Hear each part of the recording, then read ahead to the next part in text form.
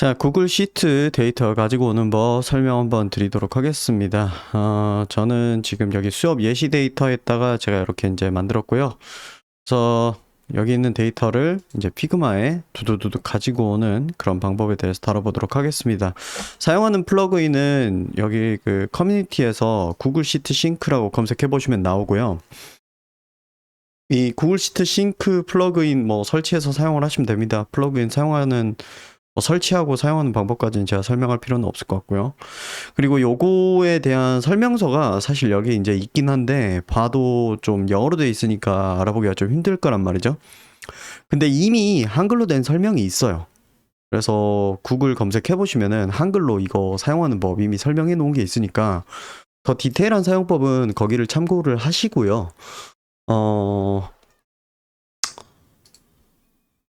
저는 지금 요 데이터인데 저 같은 경우에는 데이터를 이렇게 정리를 해봤습니다. 일단 각각의 만들어질 포스트잇에다가 여기 아이디라고 해가지고 이 숫자를 이렇게 붙여넣기로 했어요. 그래서 이 숫자가 있으면은 나중에 조회하고 검색하기가 더 용이할 것 같아가지고 겹치지 않는 고유한 번호로 이렇게 숫자를 부여를 해줬고요.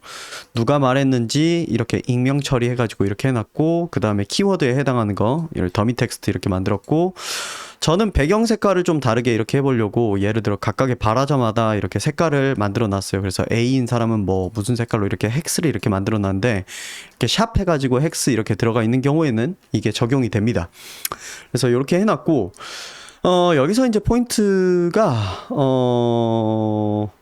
예를 들어서 뭐 지금 여기에 이렇게 정리해 놓은 거 이거 어떻게 적용하냐, 이거는 뭐 엑셀의 VLOOKUP 스프레드시트에 있는 VLOOKUP이라고 하는 기능 사용하면 되죠. 그래서 여기 이 텍스트를 여기 이 범위에서 검색을 한다. 근데 이제 검색하는 범위를 absolute로 이렇게 만들고 이렇게 해가지고 false 이렇게 해가지고 하면 돼요. 그래서 예를 들어서 이거를 이런 식으로 해가지고 쭉 내려놓으면은 예를 들어서 제가 여기를 A로 바꾸면 여기 이렇게 바뀌는 거 보이시죠? 이렇게 해서 쓸 수 있는데 제가 뭐 지금 스프레드시트 사용하는 방법 설명하자고 하는 거 아니니까, 여러분 엑셀 사용하는 거는 뭐 VLOOKUP이나 HLOOKUP이나 뭐 인덱스 매치 뭐 이 정도는 그냥 현대인의 기본 소양입니다. 네, 그거는 제가 가르쳐야 될 내용은 아닌 것 같고 여러분이 따로 공부를 하시고요. 학원 다녀서 공부한 거 아닙니다. 자습해가지고 공부할 수 있는 정도의 충분한 내용입니다. 자, 그리고 저는 일부러 여러분한테 조금 상황을 뭐 이런 상황도 있을 수 있다를 설명을 드리려고 일부러 지금 이 수정 예시 데이터에서 만들었어요. 이게 원래는 이 플러그인이 첫 번째 탭에 있는 내용을 갖고 오는데 저는 일부러 이렇게 뒤로 보냈습니다. 그렇게 해가지고 진행을 해보도록 하겠습니다.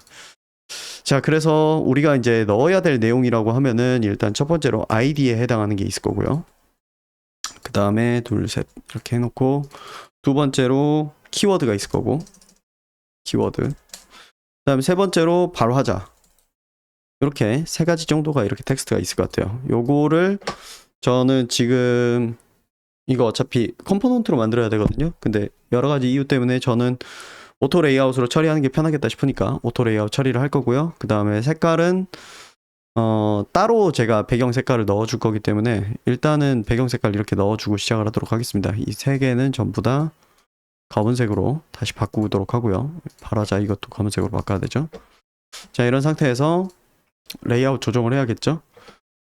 일단은 얘네들 전부 다 요렇게 나열되도록 해놓고, 아니다, 오른쪽으로 나열되게 해놓고, 그 다음에 얘네들끼리의 간격은 8 이렇게 잡고 좌우로 20, 위아래로 20 패딩 줄 거고요. 그 다음에 아이디 같은 경우에는 글자 크기 10이어도 충분할 것 같아요. 그리고 이거 세 개 다 전부 다 글자체를 저는 노토 사용하도록 하겠습니다. 노토 산스 KR 어디 있어? 네, 요거 사용할 거고요. 그다음에 노트 산스 KR에 저는 버티컬 트림 적용을 하도록 하겠습니다. 잠깐만, 노트 세리프 KR이 들어왔잖아. 노트 산스 KR.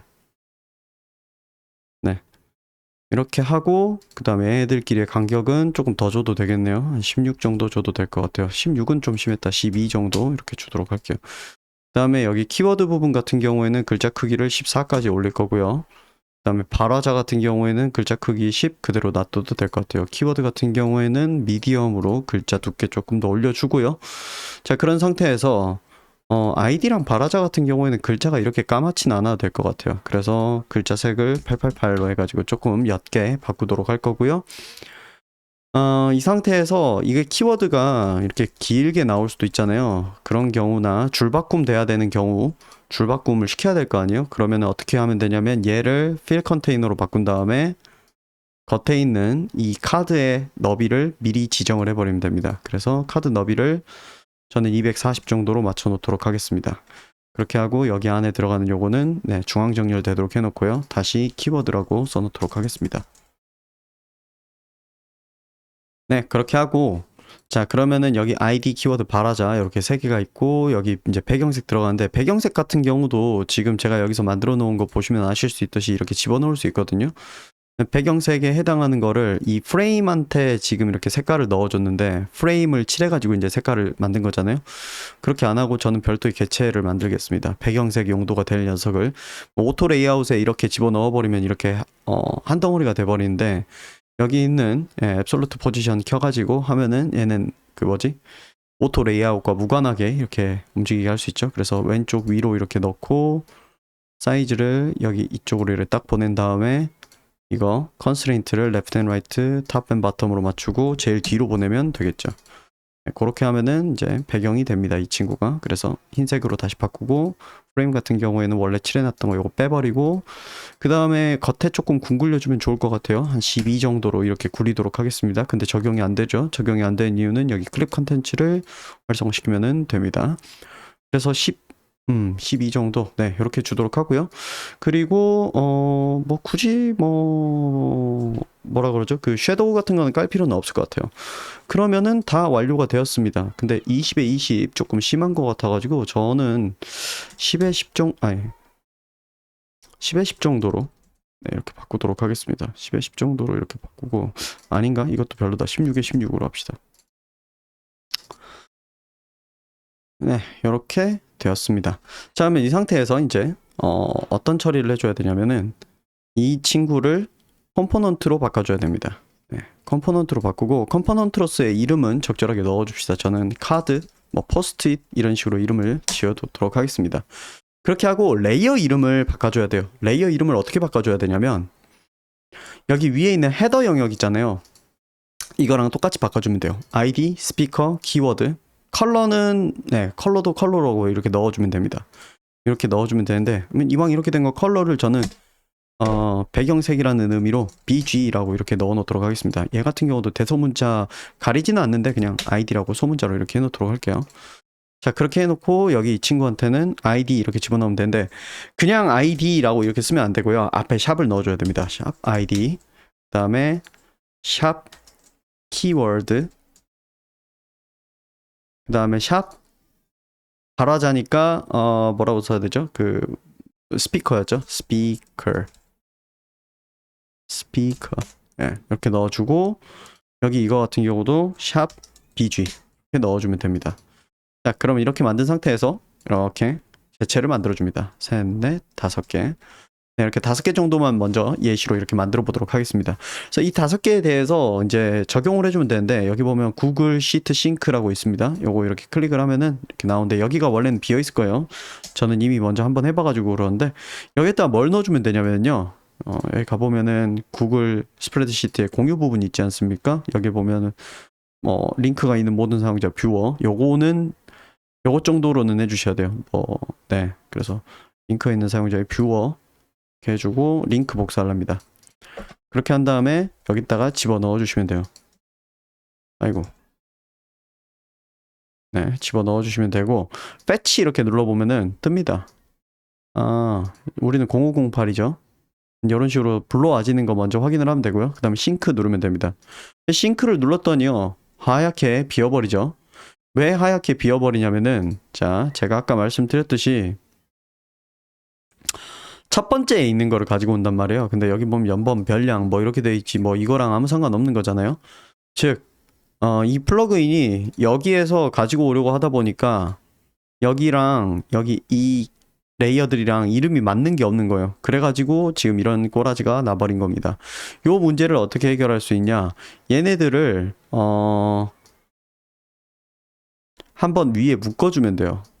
어떤 프레임이 이렇게 있는데 이 프레임의 이름이 // 0508 이렇게 돼 있잖아요. 그러면 이 안에 들어온 친구들은 0508에 있는 내용을 가지고 오게 됩니다. 아이고 잠깐만 이거 한번 갖다 집어넣어 볼게요. 이렇게 집어넣을게요. 0508 지금 이거 네 이렇게 색깔 좀 이렇게 바꿔 놓을게요. 자 이렇게 한 상태에서 다시 제가 리싱크 하면은 네 가지고 와집니다. 지금 보면은 로렘 ipsum 달러 그래서 1번 2라는 스피커가 이야기했고 여기 number 2 요거 이거 나오고 B 지금 이제 내용 한번 비교해 볼까요? 잠깐만요.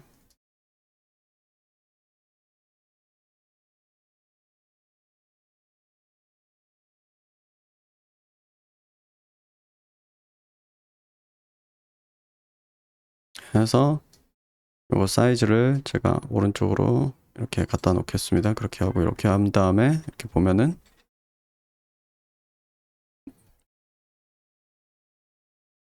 네 그래서 0508을 보면은 여기 이거 지금 조금 너무 명도가 너무 낮은 것 같죠? 888은 제가 조금 심했던 것 같아요. 그래서 888보다는 좀 올리도록 하겠습니다.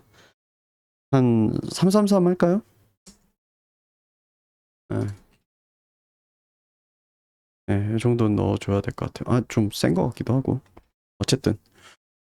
자, 그러면 여기 보면은 첫 번째, 두 번째, 세 번째, 네 번째 이렇게 다 맞게 들어오죠. 여기에 넣었던 컬러들도 거기에 맞게 이렇게 되어 있는 겁니다.